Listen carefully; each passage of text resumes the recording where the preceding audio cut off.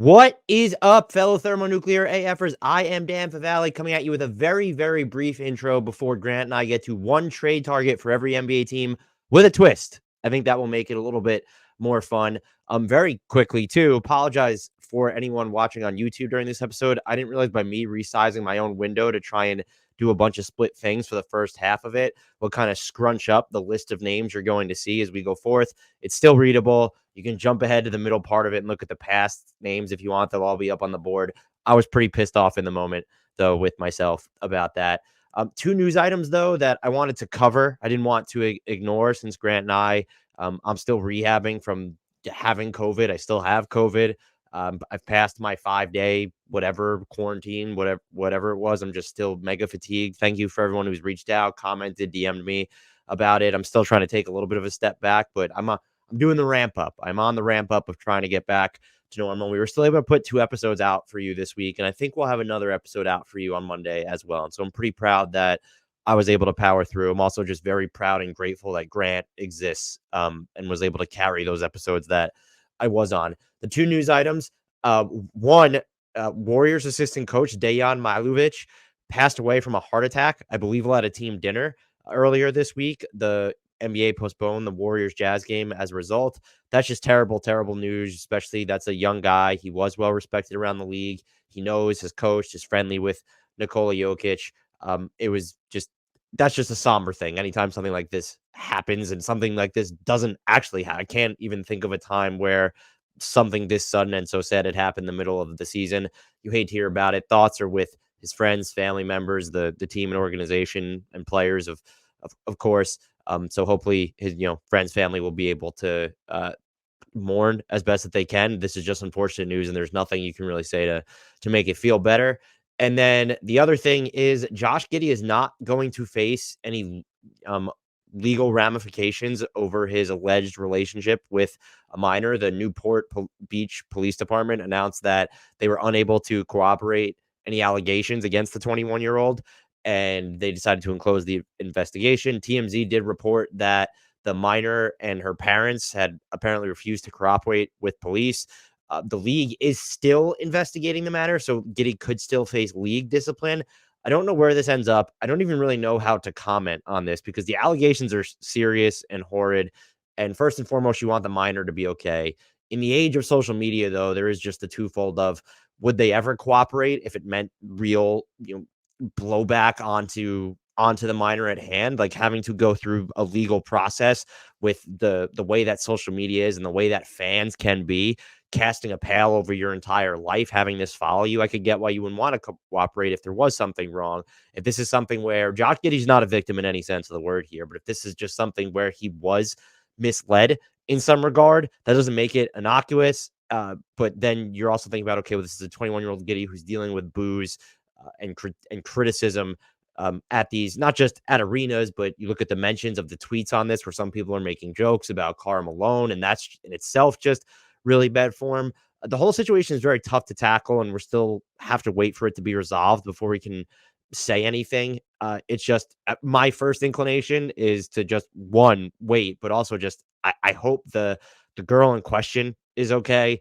I hope this doesn't impact her life adversely moving forward. And you don't want to, if Giddey, yeah, I don't even know how to use the word innocent here, but if this is some big misunderstanding where he did not intentionally do anything wrong and really was ignorant to the age of the minor, or for some reason nothing happened and he's just refused to comment and it's been blown out of proportion, you don't want to see this follow him either. But my first concern is always going to lie with the minor in this situation. And it does look, though, like the legal process has been closed up. I doubt we're ever going to hear like maybe full on details, at least for a while, of what's happening with the league investigation. We'll see if anything even comes of it or if it's swept under the rug.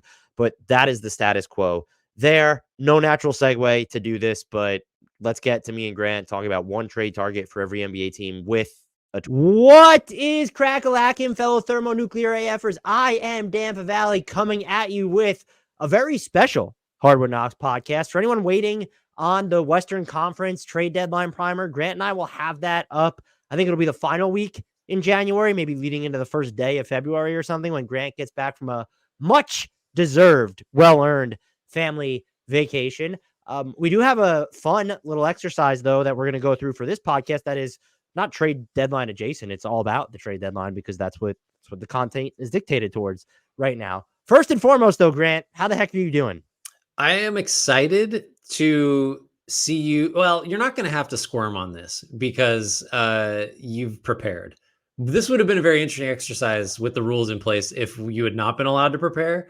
But I'm still excited about it. So I want to see. I don't know who you're going to pick for any of these. We're going through every team, and Dan has to identify a single trade target for all 30 teams, and he cannot repeat a single player. So no, you cannot send Dorian Finney-Smith to 15 teams and Royce O'Neal to the other 15 and call it good, which is how I would approach this exercise. So I'm excited to see what you come up with because I don't know any of the names except for the one that we tested. I'm excited to be surprised 29 times. I will not be surprised by Denver because we just checked it. But yeah, that's where I'm at. Are you excited? I'm less excited because I can't list OG 29 times, mostly because he's already been traded, and that would go against the spirit of the entire exercise that we decided to do. That'd be a good April Fool's. Were the trade deadline around April Fool's, you just list OG for all 30 teams. That would have been fun. The one rule is, though, is that I can't go longer than a minute explaining to you, and the goal should be to go under a minute per team as to why I'm selecting this trade target. Arguably the greater challenge than not repeating names. You can give me 5 minutes, and I think that's even a challenge. All right, you want to start? I think I'll proceed alphabetically until I get bored with it, and then maybe I'll just throw curveballs to you. Okay, so does that mean we're going to the Hawks first? We're going to the Atlanta Hawks first. Who is their trade target? Quentin Grimes. I think this is obvious because DeJounte Murray's been linked to the New York Knicks, but even if DeJounte Murray's going elsewhere, we know Grimes is available. They should be trying to get him in any way, shape, or form. Cost-controlled wing-type player. If you're sending DeJounte Murray out, you need someone else to play alongside Trae Young in that backcourt. And the direction they're going, you assume that, well, they'd like to move DeAndre Hunter. They might like to move Bogdan Bogdanović. Quentin Grimes is more aligned with an open-ended timeline. Yes, he'll be extension eligible, but he's not going to cost what DeJounte Murray or DeAndre Hunter cost in his next deal. He's extremely plug and play. He's not as aggressive as he should be on offense, but I would argue maybe in the right context where there's not a clear-cut number two on the offensive end, he might be willing to do more stuff on the ball, attack an open space, or at least have sort of a quicker fire finger off the catch. Yeah, 13 points per 36 for his career and a 38.6% three-point shooter. Like he's 20, this is age 23 season. So is he someone that you view as like a quality starter? Like, say in the prime of his career, which he's kind of nearing, or is he just like a upside is that of a third guard?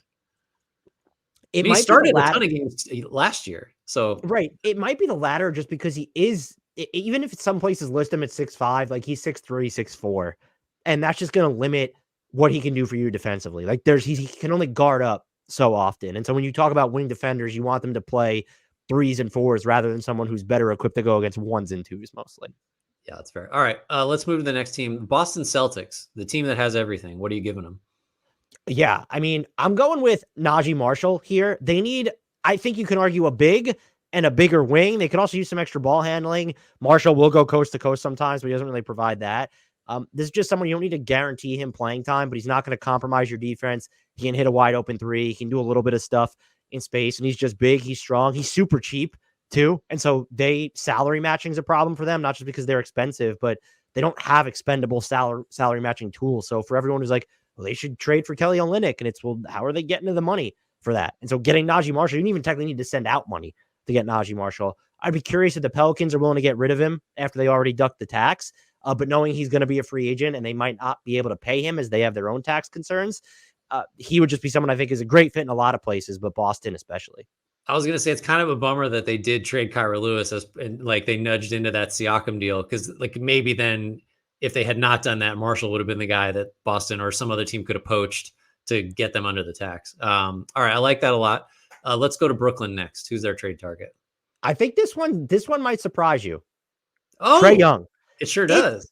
Because what are the Nets doing? I've seen them linked as sort of a surprise DeJounte Murray destination. And it's like, if you're going to start trading first round equity at this point, go balls to the wall and get after Trae Young. I think even after what you've traded away, which will be mostly first round equity at this point, you have some interesting salary matching fodder.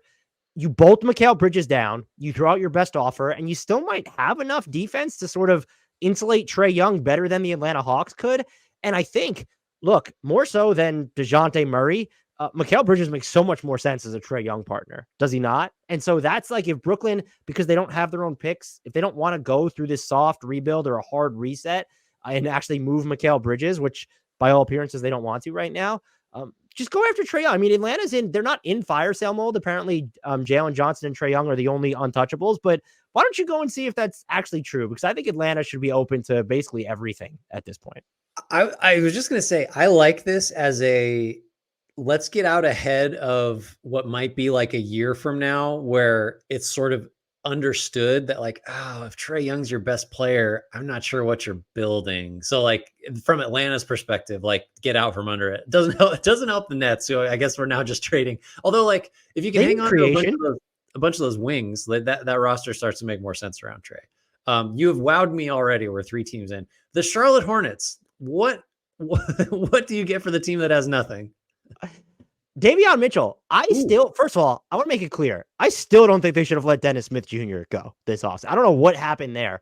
So let's get in a guard who can play a bunch of defense. Whether or not you move Terry Rozier, LaMelo's healthy now. Like, you need to be taking flyers on second draft guys. And there are other names you could throw here, but like you have Brandon Miller, you have PJ Washington. I do think you should be open to moving him. When Mark Williams is healthy, you have him. Just take a shots on guys who are going to give a damn on the defensive end, because I do think at full strength, including with Miles Bridges, you probably can generate enough offense on your best days where defense, aside from really Brandon Miller, I even have more questions defensively about Mark Williams. And so Davion Mitchell, his offense is just broken, but he is someone who will wear your skin on the defensive end.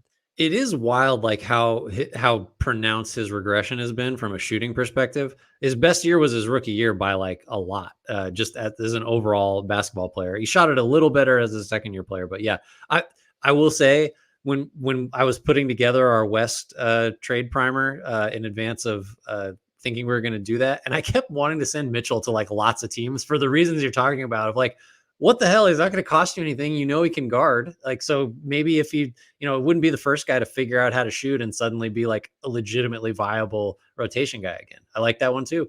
Chicago Bulls. Can you just say they should trade everyone and not have a target? Yeah, I didn't really know where to go with this, to be honest with you. So I settled on shooting Kevin Huerter. I wonder what it would cost to get him from the Kings, but I'm more so looking at this from the perspective of you do kind of have a lot of guards there. And you don't know what's happening with Zach LaVine. Do they want to bring back DeMar DeRozan? Kobe White has shown out. You do have Ayo Dosunmu.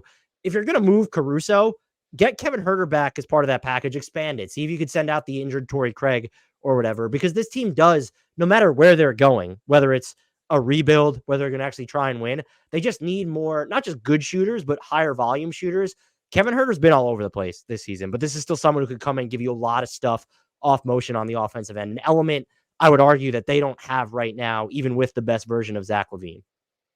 I just don't understand why you're trying to break up the Kings, but that's 2 Kings in a row. That's fine. Who else are the Kings going to trade? So it's just like, you want me to send Harrison Barnes to Chicago? Yeah, Harrison Barnes.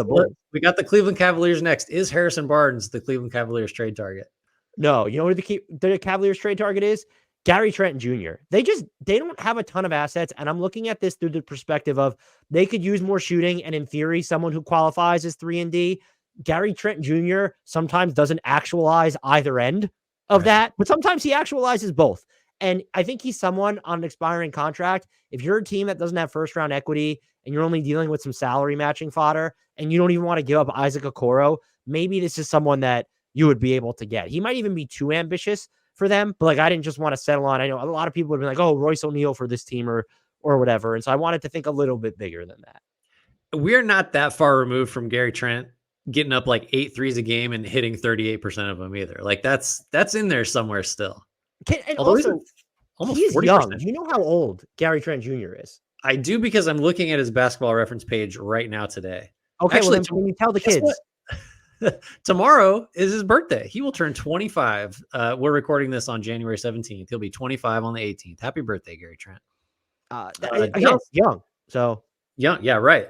young and like just a demonstrated. I mean, you say he sometimes doesn't deliver on the 3 part. I think he kind of always has delivered on the 3 part. The D has come and gone, I would say. 38.5% for his career on 6.2 attempts per game. That's pretty solid. The Dallas Mavericks are next. Who are you sending to the Dallas Mavericks? I'm bullish on this one. I don't think a lot of people are going to be.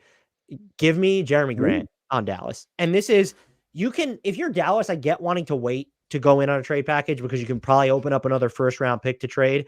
But like, if you can get away with giving Josh Green and a first round pick and salary to get Jeremy Grant, or a swap and a pick, I love his fit. And you have Luka and Kyrie when they're both healthy at the same time right now. Derek Lively is good right now. And so you have those 3 spots locked down right now. How do we get to round out the 4 spot or the player you want on the wings next to Doncic and Irving? And Grant kind of gives you both, because you do have XM and Derek Jones Jr. right now. And so he could also, if you really wanted to, play with Grant Williams or Maxi Kleber and then Derek Lively at the 5.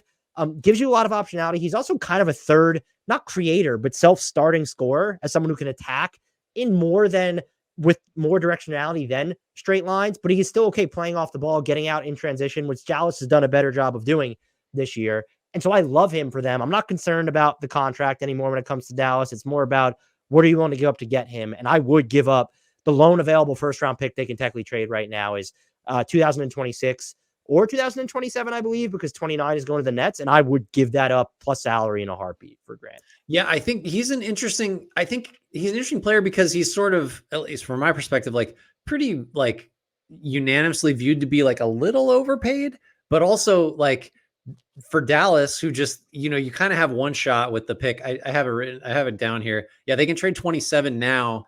Although if they wait until this offseason, they could have up to 3 firsts that they can trade. That's per Tim Cato of The Athletic. I'm not sure how he quite got there. I think you have to include 2031 in that to get to the 3. Because then you could technically trade 25, 27, and 31. Right. Okay. So like there is quite a bit of logic to them waiting until this summer after their pick, their 24 pick conveys to the Knicks. But yeah, if it only costs you 1 first to get a guy who theoretically addresses a ton of your needs and is like just moderately overpaid. He's making 27 million this year and like 29 after that. Like, that's the fact that it scales up is the problem. If it was like scaling down or sort of even, I'd feel a lot better about the deal. But I like that because I think because his contract is viewed as like a little much, the price it might cost to get him from an asset perspective might be lower than you think. So I'm into that. The Denver Nuggets, this is the only one I'm aware of, so I'll pretend to be surprised. I really should put no one before I reveal it, just because they don't have a roster spot. They have 15 guaranteed contracts on the books, and a few of them are just invested in youngsters, many of whom are not playing a ton of minutes. They're not just going to get rid of Jalen Pickett or Hunter Tyson. We know Peyton Watson and Julian Strouthers are getting minutes. And then also they're not just going to give up Christian Brown unless it's in a higher end trade. If you want them to go after a higher end trade, though, they don't have expendable salary matching tools. Maybe one day that's Michael Porter Jr., but it's not right now. You're not trading Kentavious Caldwell-Pope. Aaron Gordon's your backup 5 at this point in the playoffs, even if you do go ahead and trade for a backup 5. So you're kind of looking at, you also know 2 other things. You're not going to get rid of DeAndre Jordan. If you had to, you would, but you view him as important to your locker room. And then Vlatko Kanchar is injured, but he's also a homie of Nikola Jokic. You're not getting rid of him. It's basically, okay, well, who can we get for Justin Holiday? And then pick second round picks. And the answer is, I'd like Xavier Tillman on this team. That just gives you some heft and like some fuck you in the front court behind Nikola Jokic. And I don't know if you would play him as an alternative at the 5 in the playoffs, but certainly during the regular season, he could eat a ton of innings for you and limit your dependence on a DeAndre Jordan, or even having to go in spots to Aaron Gordon at the 5 until it matters most. Can I offer an alternative that I was thinking of earlier today? If you're using him for another team, please let me know. What about Dario Saric as your backup center on the minimum? Ooh, I didn't think the Warriors want to get rid of him, but they don't have his bird right. So there are a lot of teams where he makes a bunch of sense. Yeah, I think you might. I mean, the reason that might not make sense is because the Warriors could get more by trading him to somebody else that has more assets to give up. But I like same thinking. You want like a tough guy to kind of just eat up some minutes at the 5. He could play in the playoffs with the way that he has played this season, though. He could play offense in the playoffs. That's for sure. Detroit Pistons. Who's their target? So we know that they want to go after all these win now players. I'm going to be more conservative and go with the in-between and assume you're going to sell. Can you get someone? Yeah, maybe they're on the books for next season. They're not super young, but they don't, bankrupt your cap space. They're not going to infringe upon the development of the kiddos. What you want to do is just get someone who's kind of a scales all when they're healthy. And that's a Caleb Martin. And so it's, if you're sending out Bojan Bogdanović to the Heat, if they have interest in him, is there a way to fold Caleb Martin into that package? Salaries get mega weird there, as they do with any Heat trade target, as we'll see when we actually get to the Heat. But he would be just like a connective wing, which is exactly what they need. And then someone who gives a crap about defense when they're healthy. He's been banged up a lot this year. Has not played especially well when he's been on the floor. But I would love him in Detroit just because he's plug and play and he doesn't define your direction. Whereas if you went and traded for Pascal Siakam like the Pacers did, or if you are planning to go out in free agency and pay Tobias Harris, that defines a direction for you. Plus, like, we know he turns it up in the playoffs, which the Pistons might be in by like 2037. So I do like that acquisition. All right. Star, Thompson, and Duren as a defensive trio is mega interesting. That's kind of fun. I agree. Golden State Warriors. I mean, I think you're going to love this one, but it does mean that he won't be listed for another team who I know that you want him on. Wendell Carter Jr. Oh, wow. How are we doing this? We talked about this already. I don't think the Warriors should be in on this season. It should be about getting guys who fit the bill for moving forward.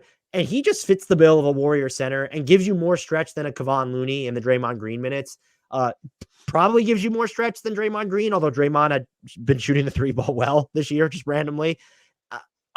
You get to him because he makes so little. You could go Kevon Looney and Moses Moody, and I think that money is there, basically. And so I don't know why Orlando wants to move him. I know he's been banged up. This hasn't been his best year. I don't know that I trust Mo Wagner and Gogo Batadze, who they would have to pay after this season long term. But if you can get him for the package I just laid out, I'm absolutely doing it. Like, because Orlando needs wings and shooting, and Moody could certainly be that type of guards or wings and shooting, complementary shooting. Moody could certainly be that. Maybe there needs to be some picks involved. I wouldn't give up a first on top of Moody, but I would, unless you disagree, I think Wendell Carter Jr. is like a really good big man fit in Golden State. No, I absolutely love it. And this is even with you priming me by telling me that I would love it. So I was prepared to zag and not love it, just to be contrarian. But that's, yeah, I mean, if you're Orlando, you've shown that like you're not married to starting him. I know injury kind of wrecked the whole start of the season for him. But yeah, like this is a huge buy low for the Warriors because Carter's like a 15 point a game guy the last couple of years. He's averaging 8. Numbers are down. He's hitting the 3 though. Like that's exciting. But he's passes so well that can you get to lineups where, hey, maybe Kuminga and Wiggins are actually able to play together when Draymond's off the floor? I think a lot of teams should be in on him. Like I wonder if team. We know one team though. You can tell the kids that's not in on him. No, that you want to be in on him. You've mentioned it a bunch of times on this podcast. Oh, I can't remember anything. I don't know. Did I say New Orleans is one? Yes. Okay. So you do remember.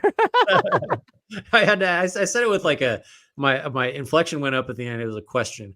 All right, Houston, top that one, Dan. That was a very good one. Houston Rockets. Who's their target? I'm actually proud of this one. You're not proud of the other ones? Just like for the minutes where you're going to have Jabari, where you don't have both Şengün and Jabari Smith on the floor. I mean, you even could, if you wanted to play Bojan at the 3 with their defense, you could. You have the defense to insulate him. I think you have the rebounding with most of your lineups where you can not worry about him really never giving a crap about grabbing a defensive board. They need offense and like another efficient shooter who can also kind of dabble in creation, but won't infringe upon what Fred VanVleet and Şengün and Jalen Green are going to do. This is it. And this is also someone who could play well and help open up the floor for Amen Thompson. You do get, and you have the contracts just with Victor Oladipo, Jock Landale, even Jeff Green. Like you could just match salaries. And then what is the pick equity? Or is there a young player that, not a young player or a player, if it's Jae'Sean Tate or something that Detroit would really want? I guess you just get it to the point where it's okay. Well, in their most important lineups, what does that look like? Are you going to cater to the now and have Bojan Bogdanović in it? Or do you have Jabari Smith or Amen Thompson getting those high leverage reps? Here's my thing. I don't fucking care. That's a great problem to have. And the Rockets are already, I would call them a viable team. He would really juice up their offense. And I think like another great one, because like the Rockets do just have like a surplus of between Brooks, Eason, and Tate. It's like, well, we're getting defense out of these guys. I know Brooks has shot it great this year, but like just someone who's going to come in and create and score. I think that's hugely valuable to them, and they could insulate him defensively because, like, let's just say he's out there with Jabari Smith and Dylan Brooks. Like, okay, Bogdanovich is just guarding the least threatening 2, 3, 4 on the floor, like all the time. You don't have to worry about it. I think that's a great fit there. Indiana Pacers, they already got one trade target. Who else? I can't just list Pascal Siakam again. That's fine. I'll list Royce O'Neal. Yeah. They could pretty easily they have TJ McConnell's money still. They have Obi Toppin. They have Jalen Smith. They have some mid-end salary matching they can send out. And then it's just, what else does it take to get him from Brooklyn? I don't think he's fetching a first-round pick right now. Maybe it's a combination of seconds. And that's just where you're at right now. Could you imagine a lineup? We're talking about, we know Nesmith, Turner, and Siakam. That's your front court. And then we know you have Halliburton. And we're just going to assume, well, is it Mathurin? Is it Nembhard?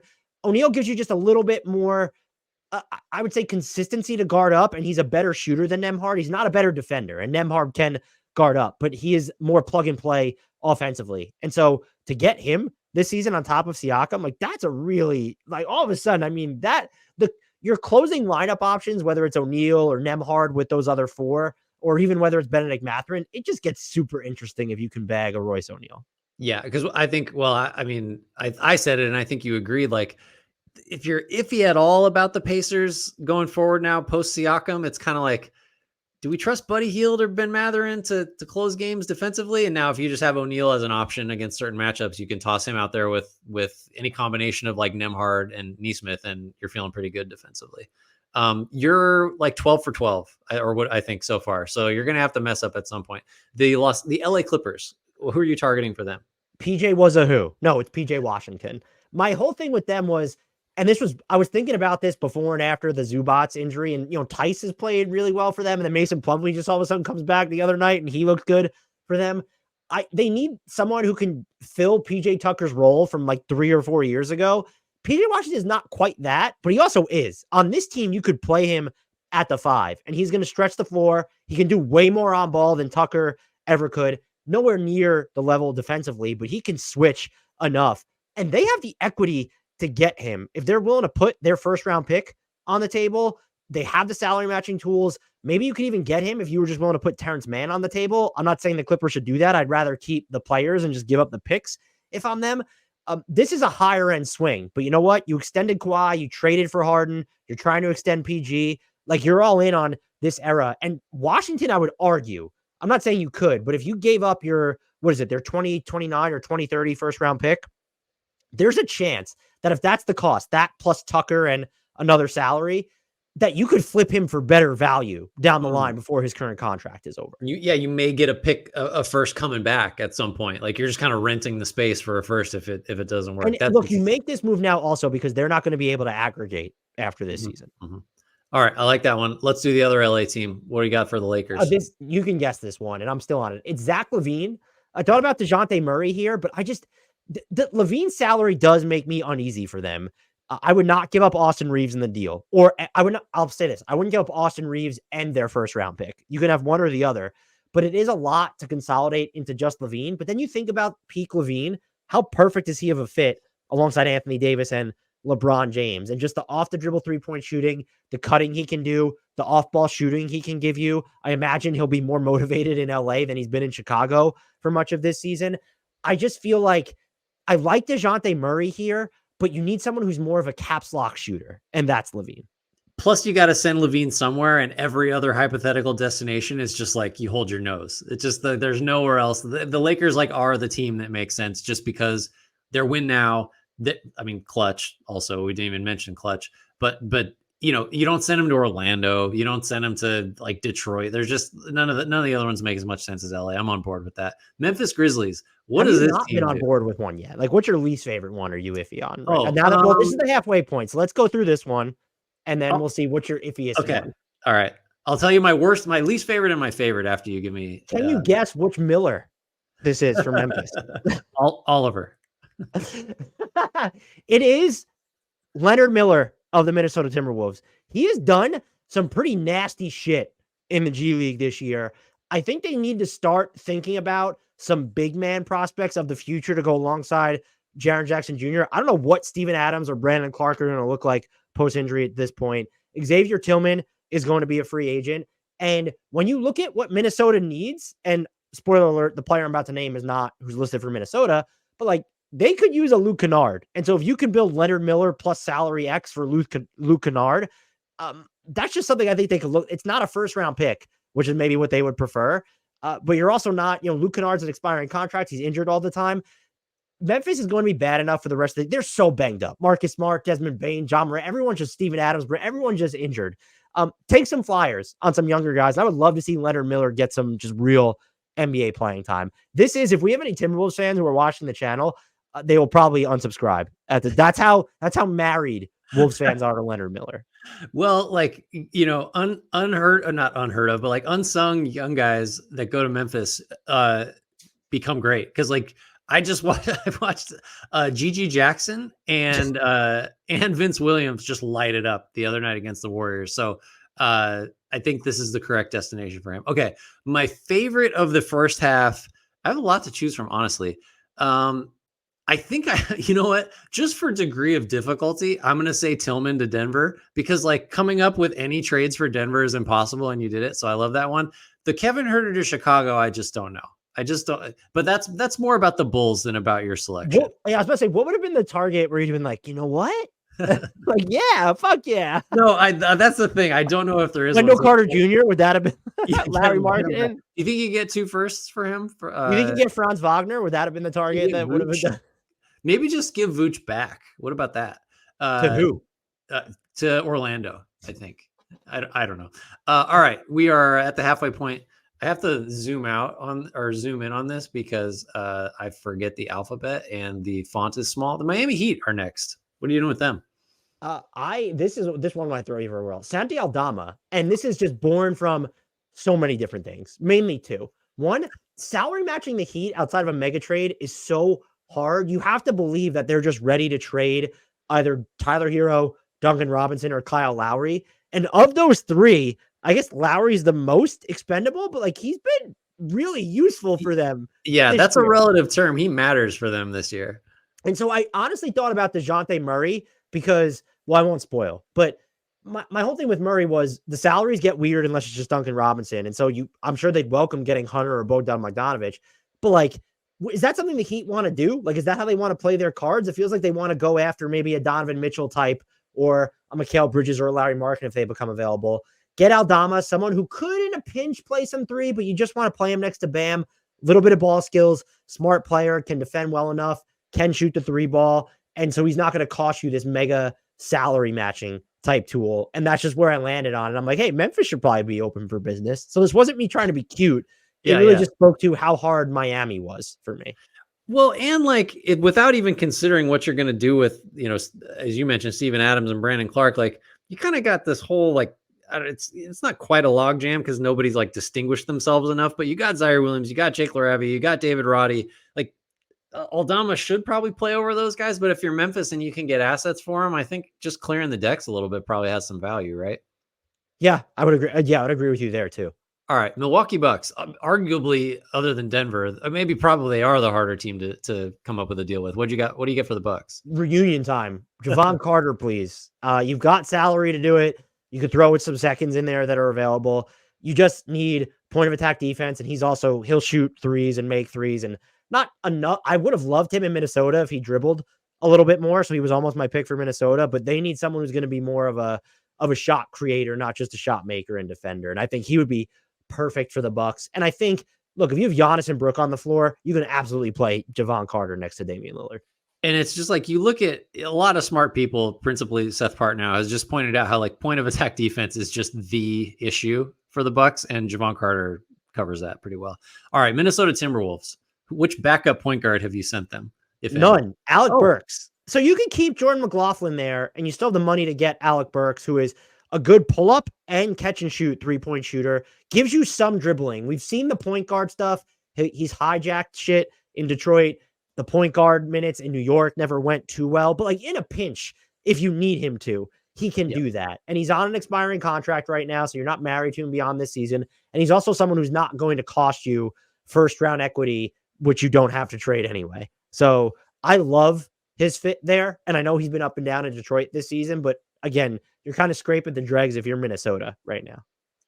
Do you want to guess what percentage, according to Basketball Reference, of Alec Burks' minutes were at point guard in his last year with the Knicks? What percentage? I will Yeah. say 47%. Oh, you went high. 35%, which is a career high. That's Basketball Reference, though, so I'm sure he brought the ball up more than that. But Man, also, you bring this stuff up quickly. I type fast. Or You're it's the one all doing off the rip, work. right? Yeah, I just knew that. I know Alec Burks played 35% of his minutes at the 1 in 21-22. I know these are things I know. I like that, especially because Nickeil Alexander-Walker is because I like Nickeil Alexander-Walker. Anyone who's listened to this podcast knows, but he's kind of like also not totally a point guard, but they let him dribble too. So if you have both of them out there on second units, that kind of works for me.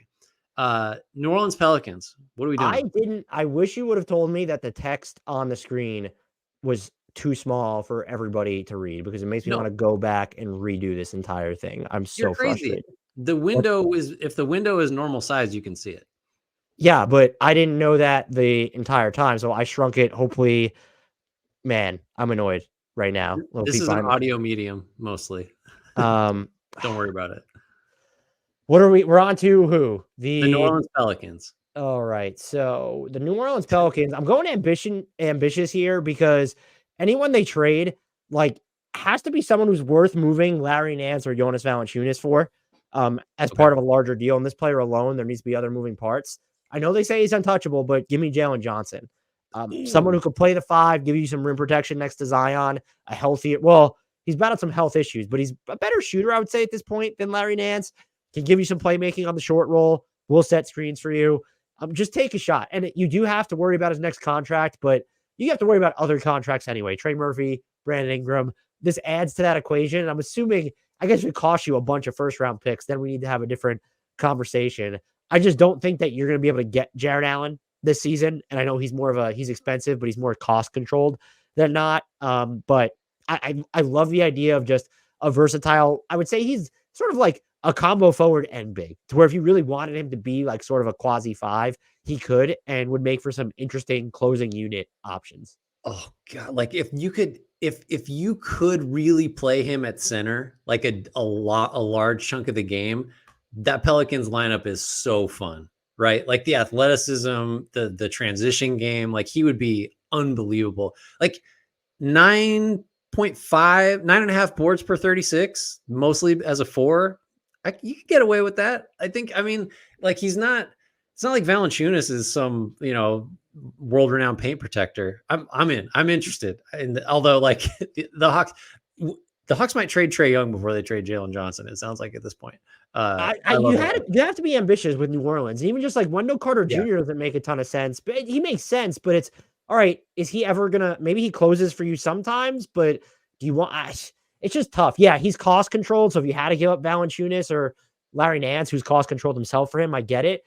I just figured you had to aim huge with New Orleans. No, and it's good. Like few teams have more like good to very good players than New Orleans does. So you have to be targeting someone that might just like, be like landscape altering for them, with which Johnson might be. All right. The New York Knicks, who is their trade target? Oh, are you ready for this one? I don't know. Mikal Bridges. Look, it's just time to throw the kitchen sink. They are one of the teams, I would say a New Orleans or a Utah, definitely an OKC, could do this if they wanted to create a trade market for a player. I think the Knicks have the assets to also do that. And they're a team that, given their current trajectory, is more likely to do that than a New Orleans, than an OKC, than a Utah right now. Just to look, OG, Mikal Bridges, Jalen Brunson, and like I don't even care if I would assume is Julius Randle still there after the trade? I don't care. Is Dante DiVincenzo there? I don't care. Like that's the basis of something really special. And then I'm assuming Hartenstein or Mitchell Robinson would still at least be left at the 5, preferably both, but Hartenstein for sure because he's healthy and Mitchell Robinson is not. Yeah. So we're just out on Donovan Mitchell. That's what this trade is. Do we want, look, if you're going to go with a smaller back court, it needs to, I'd prefer DeJounte Murray because of what he's going to give you defensively at the point of attack. Interesting. Okay. Yeah. Donovan Mitchell's defense. I was thinking about him in the context of like, I was listening to the Low Post actually, and they were talking about how Rudy Gobert got just crucified because he couldn't guard Terrence Mann in the corner, and the narrative arose that like, nah, it's kind of also because Donovan Mitchell couldn't stay in front of anybody. And you had Bojan Bogdanovic, and it was Yeah. also that's the narrative that kind of fucked with Royce O'Neal. Everyone thought he was cooked, and it was well, no, Royce O'Neal just shouldn't have to defend every other team's best player, no matter Right. which position they play. Right. All right. The Oklahoma City Thunder. Everything is possible with this. So I almost listed two, but I wanted to keep. I'll talk about two. I'm going to keep in the spirit of this exercise. I went ambitious just because they have the assets to do it. Yeah. Larry Markkinen is the guy for them. He'll help them with some of their rebounding, and I know their offense has been great, but they also, per B-Ball Index, have shot the easiest three-pointers of any team in the league. Now, that says a lot about how they are with driving, which Shai Gilgeous-Alexander and Jalen Williams can do. I just can't guarantee that defenses aren't going to be able to limit them once they get to the playoffs. We won't know until we see, is the caveat there. Larry Markkinen inoculates you against a bunch of that because he's either going to be available to finish off of other people's drives, or he can give you some secondary attacking yourself or someone who could punish mismatches if you need him to. I know that, yes, now we're expensive. You have to worry about his next deal, yada, yada, yada. Title windows are fickle and short now, folks. You get a player like this if he's available, which he's not, which is why I want to talk about two players. You figure out the rest later. I will talk about another Jazz player, though. I think that they could they roll the Davis Bertans salary slot into someone who's more useful, a rehabilitation project like a John Collins, so that, yeah, he gives you some bounce and rebounding up front if you're going to use him. And then he's still on the books, comes off before you get mega expensive. But if you want to make that big trade, he could be used as that salary matcher there as well. When you started saying another Jazz player, I thought you were going to say Walker Kessler, and I got really, really irrationally intrigued about watching him and Chet Holmgren just refuse to allow shots inside 17 feet. That would be exciting. Orlando Magic. We've traded away Wendell Carter Jr. Not that matters for this, but what are you getting for the Magic? I thought about DeJounte Murray here, but I ultimately think it's not just they need a floor general. They need someone who's going to open up the floor. That's Terry Rozier this season, who's shooting about 1,000,000,000% on pull-up three-pointers, gets them off in volume. He can work on the ball, but he can also work off the ball, which is great news for a Franz Wagner, a Paolo Banchero, if you do want to run some stuff through Wendell Carter Jr., should you keep him. And he's also, if you go after DeJounte Murray, he's under contract for another 4 years, whereas Terry Rozier is slightly more expensive off rip, but he's only under contract for another 2 years. And they're mostly guaranteed years, so it's just 2 years, 50+ million. You can handle that salary structure because he comes off the books as Wagner and Banchero start to get expensive and your core starts to get expensive. And you get a little bit small at points, depending on what lineups you're running out, but you're so big up front, it doesn't matter. Jalen Suggs I think he's on my all defense team so far. He's been one of the 10 best defensive players to me. It just makes a lot of sense. And you have the ability just with Fultz and Isaac and Gary Harris. You don't need to give up anyone of long-term value to salary match here. And I don't think he costs a kit and caboodle knowing how much he's owed over the next 2 seasons. No, I like that fit a lot as like the lower cost alternative to some of the pricier guys Orlando could potentially target for, shooting specifically in the backcourt. I would also just say that if Terry Rozier is on the Hornets through the trade deadline, like, what are we doing, guys? Because I think he just has so many. It's a weird situation where there are a lot of teams that kind of need offense generating shooting guards, which is like, when has that player type been in vogue over the last decade? It's like, now's the time. So if Charlotte doesn't get value for him, they should sell the team again. Philadelphia 76ers are up next. What are we doing with them? I went with Bogdan Bogdanovic to get them someone who, yes, he's on the books in the next season, but they could use some more shooting and shot creation in their rotation. And you can still carve out a max slot while carrying Maxi's cap hold into next year. And I just think, what are you saving that cap space for anyway? It's probably going to be the trade market. And so if it's the trade market, you don't need more than that one max slot, really. He helps you right now. Someone who I think would play in a lot of your most important playoff lineups. I would just be curious to see, okay, I'm assuming just one first-round pick would do the trick. Are you okay doing that, knowing it kind of exhausts your stores to go out and trade for a star? I kind of think it's been oversold what Philly's able to trade to get a star in the first place. So I think he's a great fit, and there are other routes that they could go here, but I think he fills kind of a multitude of needs for them both this year and leading into next season. And correct me if I'm wrong, but Patrick Beverley is basically, if Maxi's not bringing the ball up, it's him, right? If you have Melton, you have Kelly Oubre Jr. might think he's that guy. Is that what you want to base your lineup decisions off of? Who Kelly Oubre thinks he is? I think the if you're the Sixers and you're obviously they've got like multi-year things to consider, but just for this year, I mean, if you're if you're trying to win in the second round hypothetically, which is sometimes a big ask for the Sixers, like maybe you want someone out there the defenses are a little more concerned about than Patrick Beverley if Maxey is not on the floor. So that's another good one. The Phoenix Suns, please tell me you're finding a point guard for them. So actually, I struggled between do I settle on a wing, a guard, and so I did both with Ayo Dosunmu. He's dealing with a shoulder injury right now. His role in Chicago has not been massive. Still, I think under 20 minutes per game normally. This is someone who could defend just numerous positions. Not going to give you like too much creation, but knows how to maintain his dribble and can do stuff in the lane, especially if you're going to give him the space. And I think he can play well off others. And I think the defensive element's important there too, because ultimately if you asked me to choose, I would have went with a wing because I can't bring myself to care knowing you have Devin Booker. Just like when you have Beal and Durant, like the turnover rate will be fine. Your crunch time offense will be fine. Can you get someone in there who's going to give you, he's not huge, but he's going to give you wing defense. Like he could basically switch 1 through 4 if you need him to. Now the ask, you can get to salary match him. I think it's basically Nas Little and like another salary or two might get you there. So it doesn't have to be Grayson Allen. Is seconds enough to get him? And I honestly, I don't know. Like I said, he's not playing a ton in Chicago. And if they're not moving Levine, if they want to keep DeRozan, I just don't know how much they covet him. He would be super interesting to me though in Phoenix.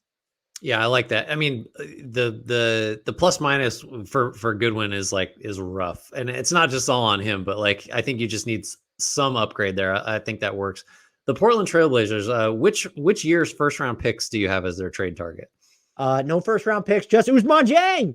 Oh, you're trading your guy. I just don't. Who are you sending to OKC because they did invest three first round picks in Dieng, and I still believe in him. The other night he comes in garbage time against the Clippers when they had waved the white flag, and he just tries to throw this just daring do pass that has no chance of reaching its intended target. Who I forget what it was. It was of course intercepted by the Clippers, but I'm just like, this dude has feel and can be a playmaker, but he's not part of a team that's trying to win now. He would play a bunch in Portland, I presume, who is decimated beyond comprehension. He might be their starting 5 or backup 5 behind Duop Reith right now, given the Ayton injuries. Even Jabari Walker has played a bunch for that team. We know Robert Williams III's out for the season. I don't know what it takes to get him. And if you're Portland, you don't give up a first round pick. But if it's like, part of a 3-team trade where you're sending Anthony Simons to Orlando or something, and there's other stuff being worked out there, that's the type of talent you need to be taking flyers on. Yeah. I mean, he's only 20. Like, I mean, the Thunder should want to keep him, but you said already, like, championship windows are finite. Maybe you get something you can use near term for Dieng. Sacramento Kings, find some defense, please. I'm still shocked that I ruined the visual element of this for people on YouTube to the first 2/3 of this or whatever it was. So I apologize again. The Sacramento Kings, though, I really wanted to find like a bigger wing that suited them. I couldn't. I'm going with Alex Caruso. Just point of attack defense. If you want to downsize, which by the way, so I had Caruso for the Kings and Herter for the Bulls. Like let's make a deal here. Let's do it. So you could just place a bonus at the 5 and have Keegan Murray and then just like Caruso, Herter, and Fox if Herter's still part of this team after that trade. I don't know if he would be. He just gives you a bunch of what you need. I know defense isn't their only issue right now. His offensive volume could also pose different problems for the Kings. This is someone who I think would play in some of their most important playoff lineups. Where it gets a little hairy is, well, you have Malik Monk, and then you have Fox and Caruso. Fuck it. I'll play all 3 of them together. I don't care if Herter's out in this deal. You play those 3 with Keegan Murray and Sabonis. Let's just see what happens. And if Monk's not hitting, which happens every 3rd game, like you close with Caruso, and that's totally fine. He is somewhat, not offensively so much, but he's insurance against Monk leaving in free agency. Yeah. They have his early bird right, so they should keep him. But if they don't want to pay him, that's good insurance because you have Caruso cost controlled for another year. Yeah. All right. We have 4 teams left. I haven't done this yet, but there's a few names that you haven't said yet that I thought you might by now. So can I guess your Spurs and you can just tell me that I'm wrong? As long as the guess is not DeJounte Murray. It's not DeJounte Murray. Did you use him yet? You didn't use him yet. That's no. You know what? Well, go ahead. Is it Tyus Jones for the Spurs? It's Tyus Jones. Yeah. Look, Trey Jones is starting, so he can continue to start, bring Tyus off the bench. But like the numbers with Wemby and Trey on the court together are filthy. And do you know, first of all, do you know how ridiculous that is for a team that sucks as hard as the Spurs do this year? It gets beat by 10 per 100 possessions like every night. Yeah. So Impossible. you add Tyus to the equations, who's gone through some stretches of like scoring heaters, which would also help you. Now you could do whatever you want. Tyus off the bench, Trey off the bench. There's always a floor general who doesn't have to dominate the action or won't infringe upon, Devin Vassell getting his, Jeremy Sohan getting his, whatever you feel about Keldon Johnson. Limits your, having to try out the Blake Wesley card at the moment. And I would give up just that Charlotte pick that's lottery protected before turning into 2 seconds, I think, in 25. I would do that plus, salary for Tyus Jones in a heartbeat if I'm San Antonio. All right. So we got 3 teams left. Toronto Raptors are up next. Are you sending DeJounte Murray to the Raptors? I am not. I'm sending Jonathan Isaac to the Raptors because I love it. They kind of need the big, and you have Bruce Brown now. So I don't like, is that the salary shutting out or is it something else? I just think you can't count on him to play a ton of minutes. The Magic know this. They're kind of set up front, and maybe instead of trading Wendell Carter Jr., you trade Jonathan Isaac, who's probably not going to be long for your team anyway. And just Toronto kind of needs just more dudes up front all of a sudden who aren't 80. I know they have Thad Young, and Otto Porter Jr. is, what is he, like 31 going on 80 with his injury history? Yeah. He would give you some nice, defensive structure there, especially with Jakob Poeltl out. I'd be curious what the package would look like. It feels like there'd be a third team there, but I love the idea as a player, Jonathan Isaac in Toronto. All right. Are you sending Kyle Kuzma to the Utah Jazz? I am not. I'm sending DeJounte Murray. Just kidding. I thought so. DeJounte Murray could go here, and I'm going to tell you why I didn't before I reveal who I did. Utah's just playing so well. I need someone who doesn't come in and like needs the ball as much. He would help their defense, and he makes so much sense in some of their better lineups. And like, having Keontae George sort of learn underneath him. But then I'm like, well, DeJounte Murray's under contract for 4 more years. You could reflip him, but does he stand in the way of George at all? You're probably not playing those two together. You could, but I don't know how often you are. This team needs like wings, combo forward or combo wing types. And so they have the picks to create their own trade market, which is why I listed Patrick Williams. He would be fun as hell on this team for what he can do defensively. And you can actually look at his offensive flashes and not need them to be signs of something more sustainable because of what else you have on this roster. You don't really have to worry about paying him in restricted free agency because you just can. I'd just be curious, what's the pick equity it would take? I almost just feel like even if it was 2 firsts and it's none of your primetime firsts, I would consider it if I'm Utah. And plus, like, anytime Patrick Williams shows up on a team, it means you're about to trade Lauri Markkanen. So that might just, set the wheels in motion for some bad decisions in Utah. All right, we have one team left. It is the Washington Wizards. You can't trade them Kyle Kuzma because he's already there. You can't trade them DeJounte Murray because nobody as good as Murray deserves that. So who are you sending to Washington? I am sending Killian Hayes. Just take a flyer on. I mean, they need a guard of the future. I don't think it's Killian Hayes, but he's someone who gives a shit about defense and he can make some plays in the pocket. And he does go through these stretches where it's like, whoa, Killian Hayes is a mid-range jumper now. He's here. He's for real. And look at the floater going down, or, oh my God, did he reach the rim and actually finish? Why not? Just why not? So it's what do you have to lose here? And Detroit wants players who are good. And so could you see them being interested in like Kyle Kuzma? And so like, you're using him and like you're getting Killian Hayes and something else back. You probably want an actual first round pick. But Hayes is not long for Detroit, and he's going to be a restricted free agent this year. Just take a fly. Like it's sort of just like the Charlotte path, where you could have slotted Davion Mitchell here. I would say you could slot Dennis Smith Jr. here. You could slot whoever here. It's just Killian Hayes is younger and intriguing on defense to me.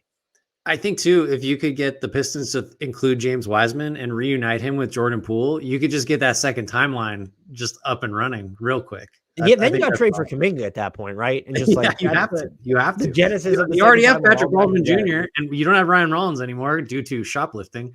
But you've got a lot of Warriors guys. I think that makes sense. That was so wild, by the way. And he's like stealing. It feels like essentials, and so it's like, did he need the money? But he's making 7 figures. So is that I want to know more, but then I also don't, because like no matter what the actual truth of it is, it'll be like a bummer. So I kind of don't want to know more about it.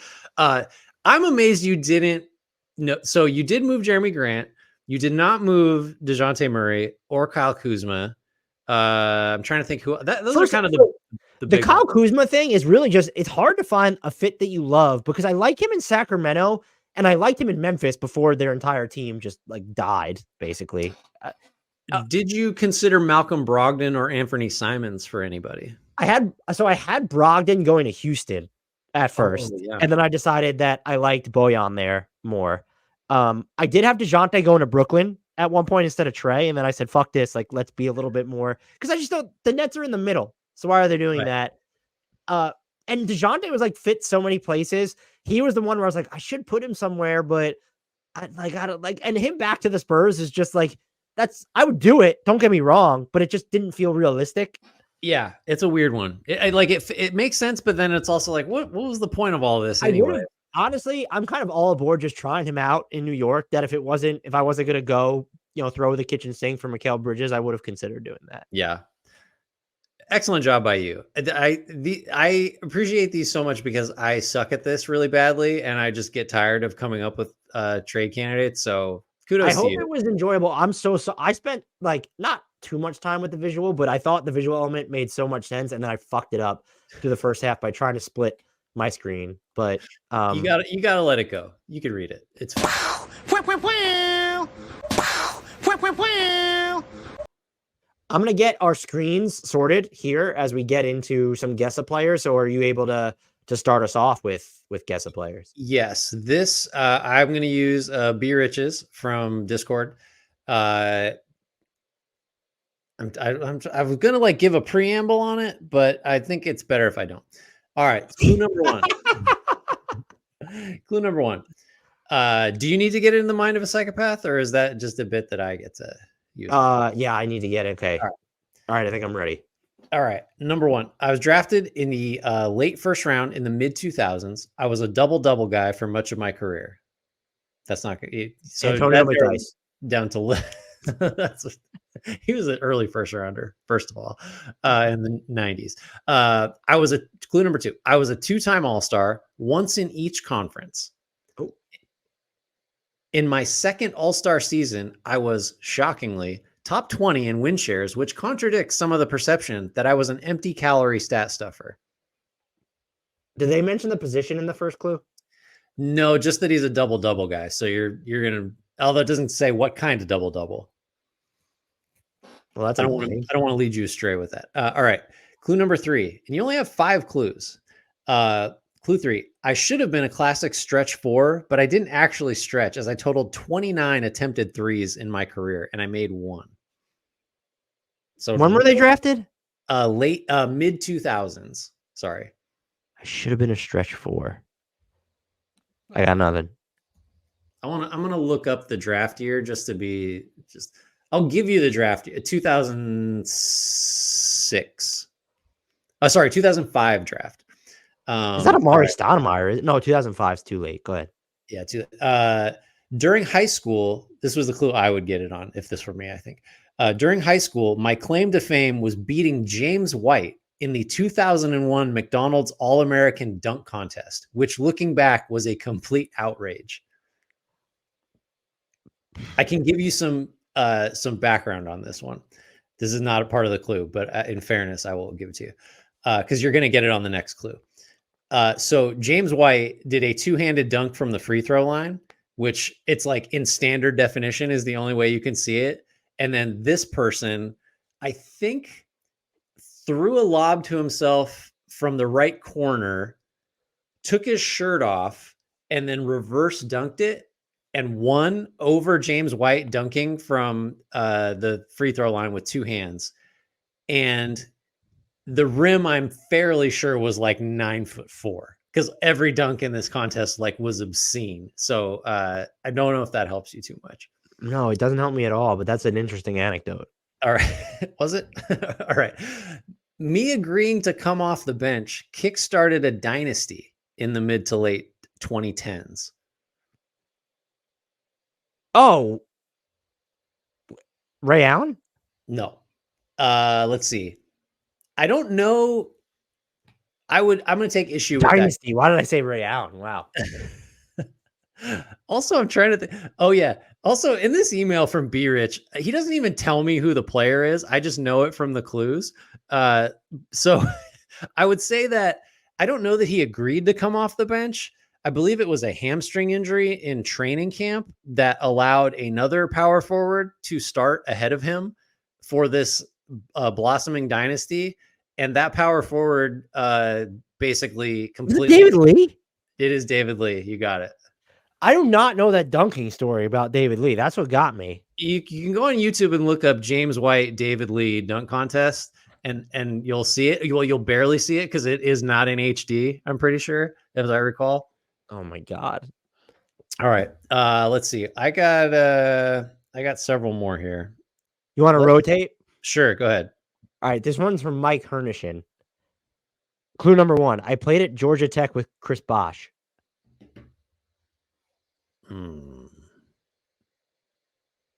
Jarrett Jack's too old. Is it? It's not Jarrett Jack.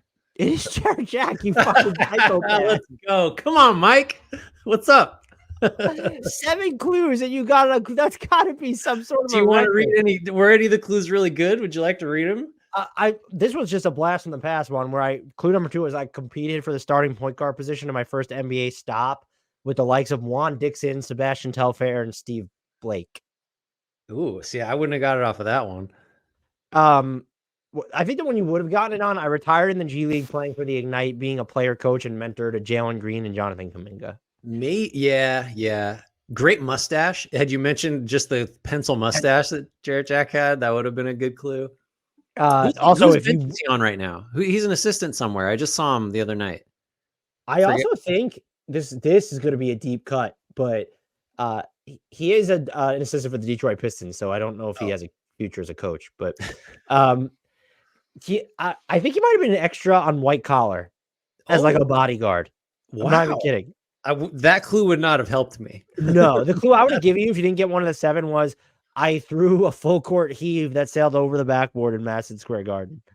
I think he also made the pass to Draymond Green for a layup that beat the Heat in Miami, like in 2013, when everybody was kind of like, "Are the Warriors good?" And it was like one of the biggest wins. I think it was him that made the pass for a game-winning layup that Draymond hit against the Heat the Heatles in Miami.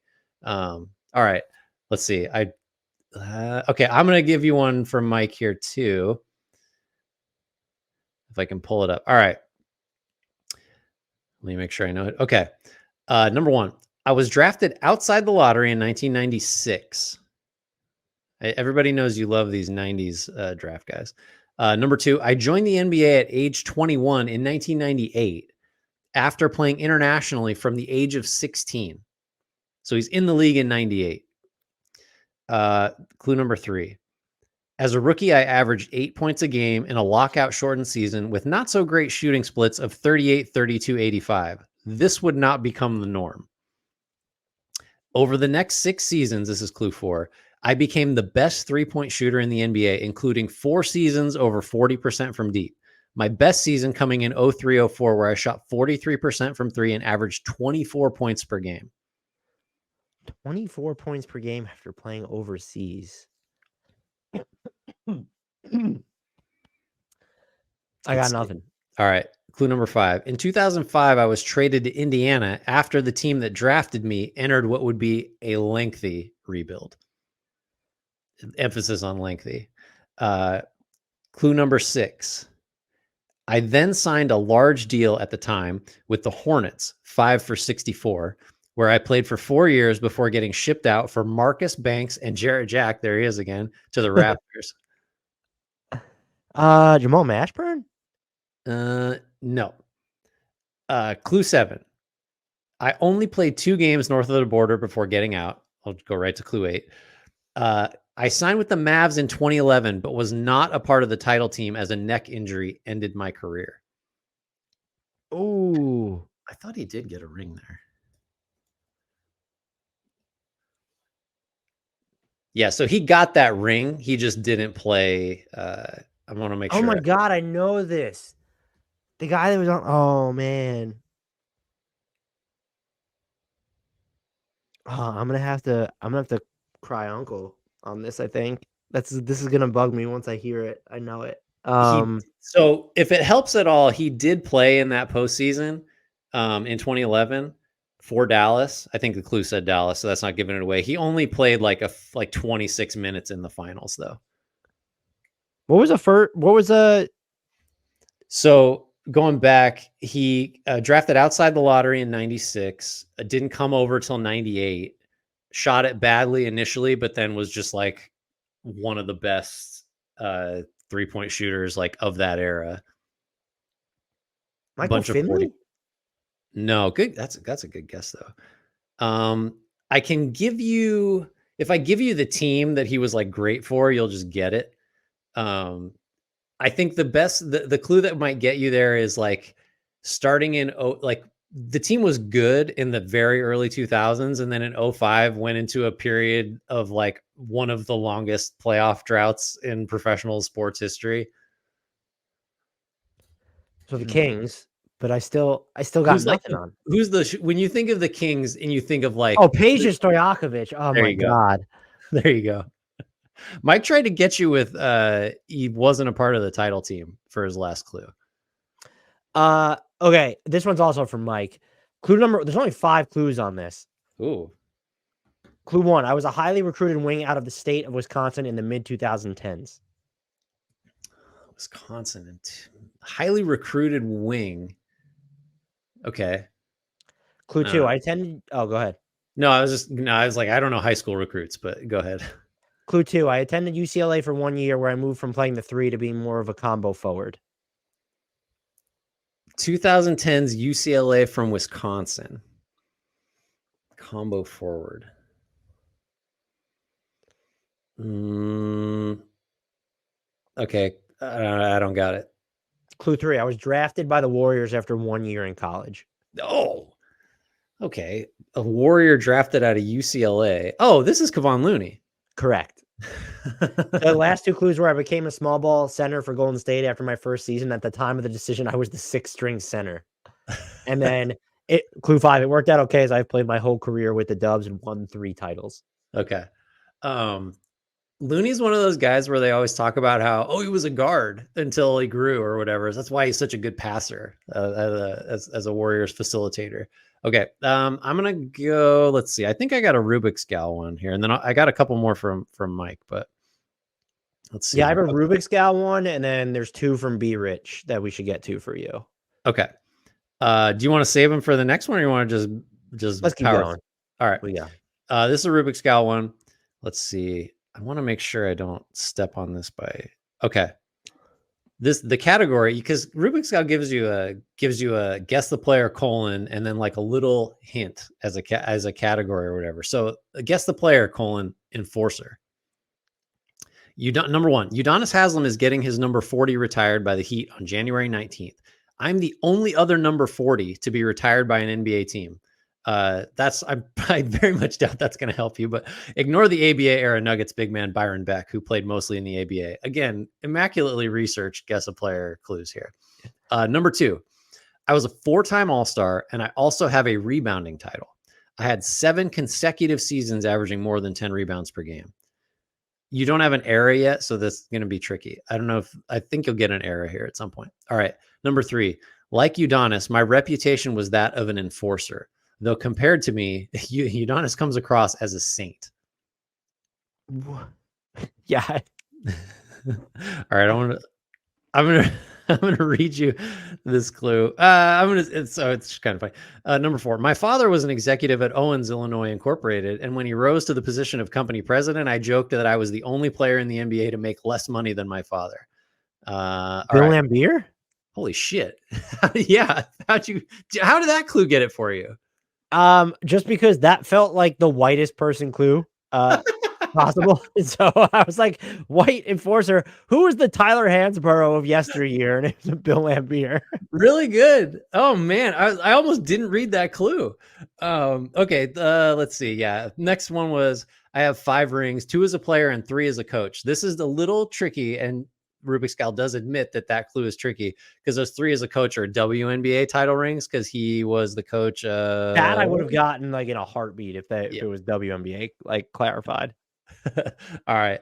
Yeah, good job. You got that. That has got to be the guess. No, The you least got fucking likely. Jarrett Jack on the clue of Correct. what was it? I played at Georgia Tech with Chris Bosh. Like, what the fuck, man? I don't know what to tell you. All right. Why don't you give me one and I'll pull up one from Mike. So this one's from Rubik's Gal. There are 13 clues. What? No, okay. I'm Uh, putting my phone down to pay attention here. it's knock knock. This is number 32. That shows you the legwork Rubik's Gal's been putting in for us. The roof was never quite the ceiling. The roof. Wait, so it knock knock. The roof was never quite the ceiling. Rubik's Gal calls these knock knocks like the guess of players to me. Okay. And this one, like with the colon, is the roof was never quite the ceiling. Clue number I one. feel like I'm trying to unpack that already. Is like, what's this going to be? All right, go ahead. Sorry. Clue number one. I am the ultimate floor raiser, but the ceiling was always just a little bit out of reach. Okay. Clue two. The Cavaliers before me, 0 playoffs in 6 seasons. The Cavaliers with me, this is clue 3, playoffs in year 1, lost in the first round. Clue 4, the Warriors before me, 0 playoffs in 10 years. Clue 5, the Warriors with me, the playoffs in year 1, lost to the LA Lakers in the conference semis. Clue 6, Team X before me, 2 consecutive 41-41 seasons.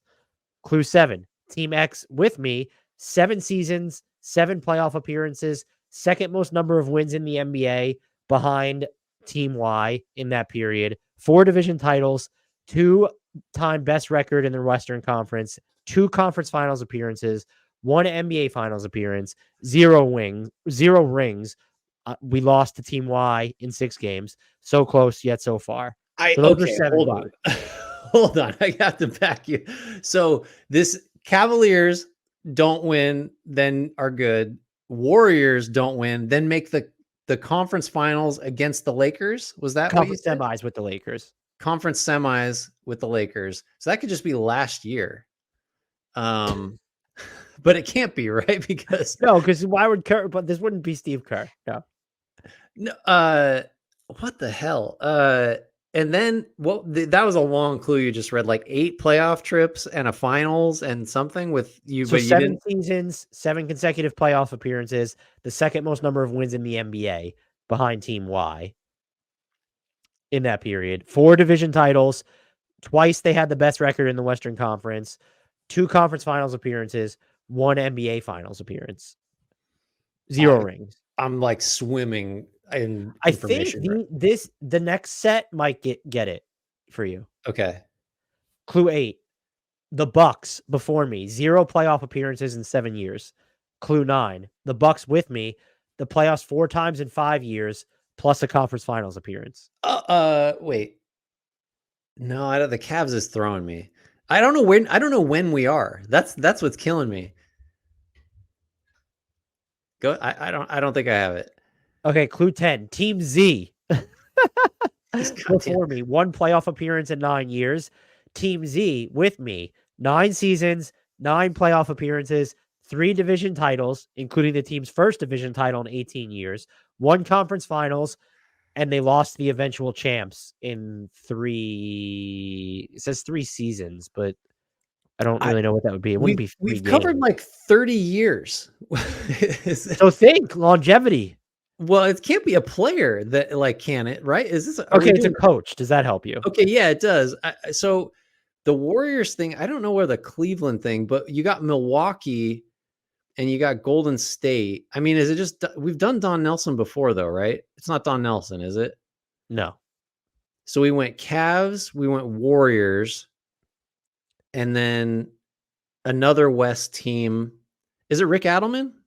It is not Rick Adelman. Rick Adelman didn't coach the Cavs. That was a bad guess. I can't give you Team X or Team Z because I just feel like you'll know it. Well, just go in Cavs, Warriors, and then some other really good Western Conference team. You said was that 8 seasons or whatever of 7 playoff? seasons. 7 the second seasons. most number of wins in the NBA during that time. Behind, I'll tell you who Team Y is. Okay. So maybe you'll get the time period. The team with the most wins during those 7 seasons were the Chicago Bulls. And it's a coach, you're telling me. Yes. Cavs, Warriors, Bulls. I feel like I should just get it because I don't know who's coached all those teams. I can give you the next 2 clues. Okay. Clue 12. Sacramento was a disappointment. My only sub 500 season, excluding partial seasons, since my rookie year. George Karl.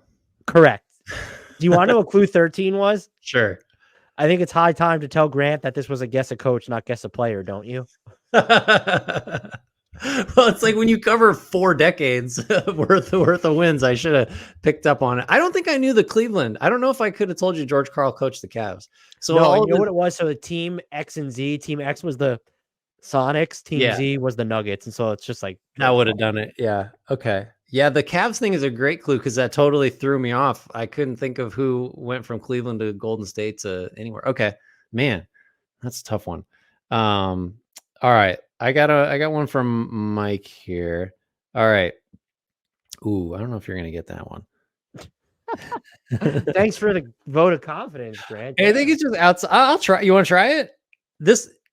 Can I give you the first clue and then you decide if you want to do this one? All right. I was drafted in 1990 out of UTEP.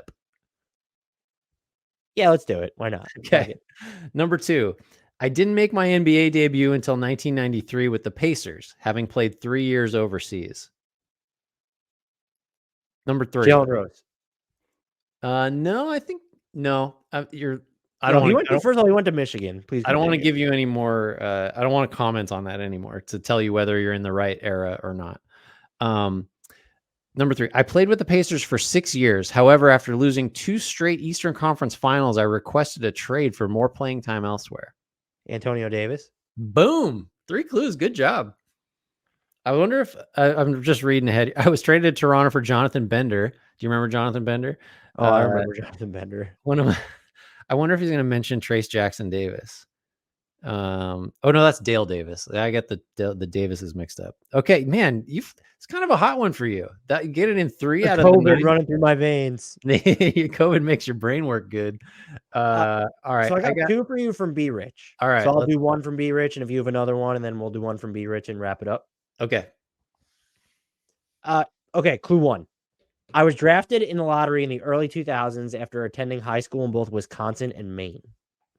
Didn't we did this one? We did this one because I remember Maine. Okay, so I can't remember the player. I thought I had 2 from B Rich. We did do this one.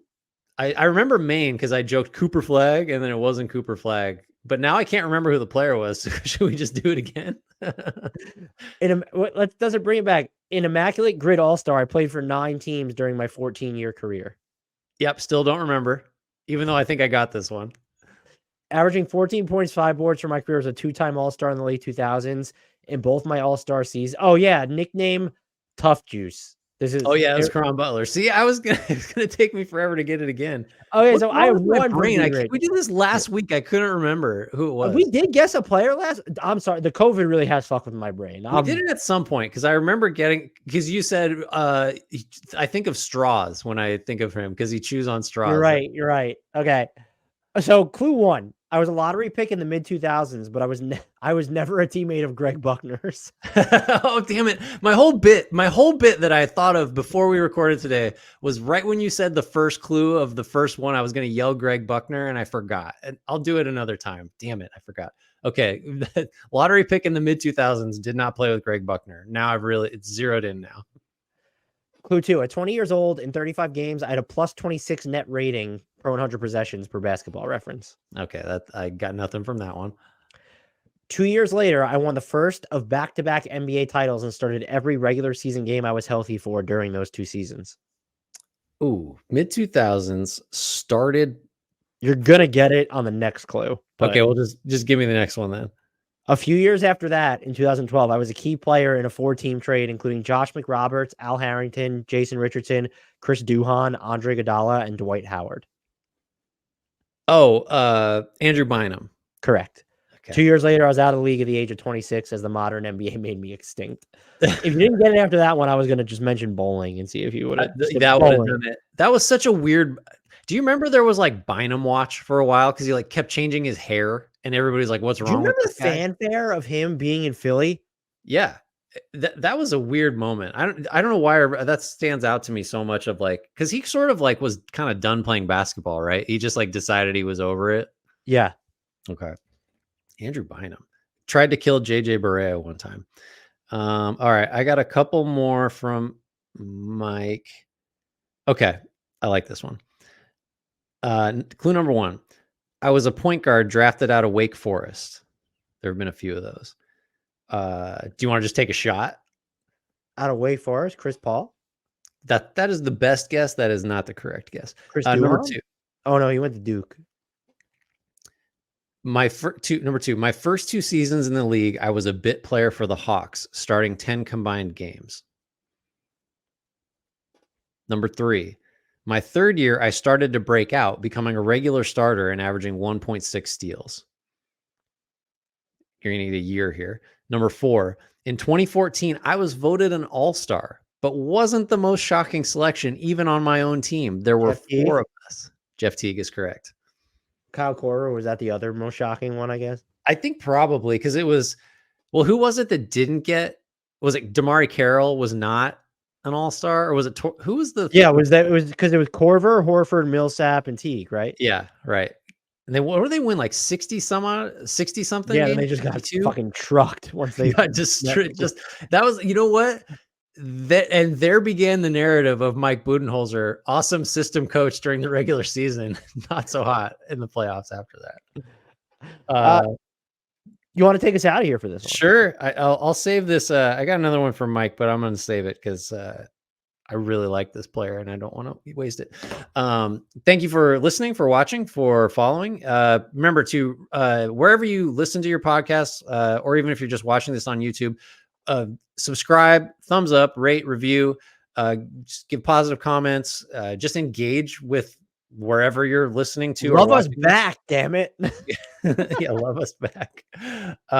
Thanks for all the guest players. These are like, I don't know, they're such a light lift for us, but they're kind of my favorite part of the whole deal. Hopefully everybody, they're so fun. I just hope that people outside Discord enjoy them as much as we and the people in Discord do. That's the thing I've wondered, because I'm not clipping just the guest players, so there's no way of knowing, and we get sometimes like YouTube commenters, but I think a lot of the YouTube commenters are also in our Discord, so it's just like, you know what? Engagement's engagement. But no, I appreciate engagement. I just hope that everyone loves guest player as much as we love doing it. I hope so. It's a very lovable bit, I think.